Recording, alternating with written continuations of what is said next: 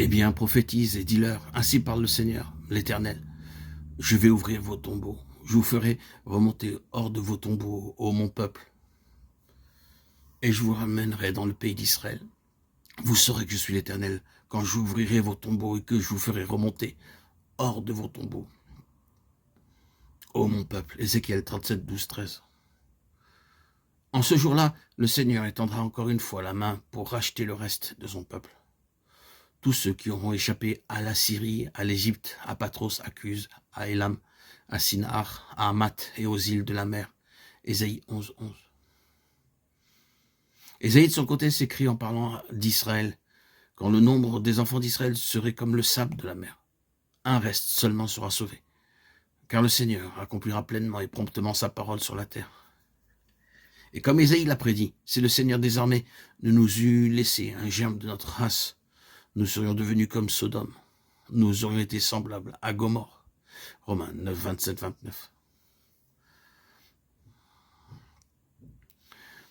Ils cherchaient encore à s'emparer de lui, mais il s'échappa de leurs mains. Jean 10, 39. Les Juifs prirent de nouveau des pierres pour le lapider. Les Juifs lui répondirent, « Ce n'est pas pour une bonne œuvre que nous te lapidons, mais pour un blasphème, parce que, étant homme, tu te fais Dieu. » Jean 10, 31 et 33. Après cela, il dit à ses disciples, « Retournons en Judée. » Les disciples lui dirent, « Maître, hier encore, les Juifs cherchaient à te lapider et tu retournes au milieu d'eux. » Jean 7, 8. Chapitre 10. Nous voyons ici l'arrière-plan juif. De manière répétée, les Juifs cherchaient à lapider Jésus. Ils désiraient faire pour lui ce qu'ils firent plus tard à son serviteur Étienne. Simplement le lapider, le laisser là, brisé, dans son corps, et mort. Ils prirent des pierres pour les lui jeter, Jean 8, 39. Tel est l'arrière-plan du 11e chapitre.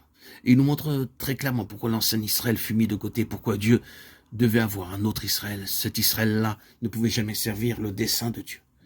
Et il fut rejeté. Si nous enlevons la mention du chapitre 11 et si nous continuons sans interruption le chapitre 10, nous verrons que ce récit de la mort et de la résurrection de Lazare est présenté directement sur cet arrière-plan. Il ne faut jamais regarder une histoire comme un incident en soi-même. Il nous faut toujours reconnaître qu'elle est reliée à autre chose. Et cette mort et cette résurrection de Lazare paraissent directement sur cet arrière-plan juif. Ce n'était pas simplement une coïncidence, un événement qui est arrivé par hasard. Jésus montre très clairement qu'il était dans le dessein de Dieu. Si nous relisons le récit, nous verrons qu'il est tout à fait clair, d'après ce que dit Jésus, que tout avait été arrangé et décidé par Dieu. Dieu avait décidé que Lazare devait mourir et Jésus ne veut pas intervenir en cela. Sa mort devait arriver parce qu'elle était liée à une grande œuvre que Dieu accomplit. Si le Seigneur Jésus est en nous par son esprit, nous savons toujours si les choses sont vivantes ou mortes. Nous pouvons nous trouver parmi certaines personnes et dire « Oh, il n'y a point de vie ici, c'est mort. » Ou nous pouvons être au milieu d'autres personnes et dire « Oui, il y a de la vie ici. » Nous le savons dans notre esprit. Personne n'a besoin de nous dire si certaines personnes sont mortes ou vivantes. C'est là une marque du Seigneur Jésus. Jésus connut le moment où Lazare mourut. Nous avons ainsi l'arrière-plan juif, le sens immédiat de cet incident, c'est-à-dire son lien avec l'ancien Israël. C'est pourquoi nous avons lu ces passages d'Ézéchiel et d'Isaïe lorsqu'Israël était en captivité à Babylone et en Assyrie. Le Seigneur dit que ce peuple était mort et enterré. Et il ajouta, j'ouvrirai vos tombeaux. Pour le Seigneur, les Israélites étaient dans leurs tombeaux. Ésaïe dit ensuite qu'un reste reviendrait. Ce reste fut le peuple qui sortit du tombeau de l'Assyrie et de Babylone. Avons-nous remarqué que dans les Romains, Paul reprend cette pensée pour la reporter dans le Nouveau Testament. Il cite les paroles d'Ésaïe en ce qui concerne un reste et dit que de l'ancien Israël enseveli sortira un reste qui sera ressuscité par le Seigneur.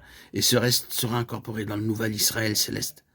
C'est la raison pour laquelle cette histoire de Lazare se trouve directement dans le cadre juif. Délibérément, Jésus revient dans cette contrée hostile des Juifs. C'est là que, à plusieurs reprises, il avait voulu le lapider. Mais il dit à ses disciples, retournons en Judée. Il retourne délibérément dans la contrée hostile qui lui était si durement opposée. Pourquoi fait-il cela? L'histoire de Lazare est la réponse. La mort et la résurrection de Lazare sont là, en contraste avec cette situation. C'est précisément au sein du vieil Israël rejeté, mort et enterré qu'il va ressusciter un nouvel Israël.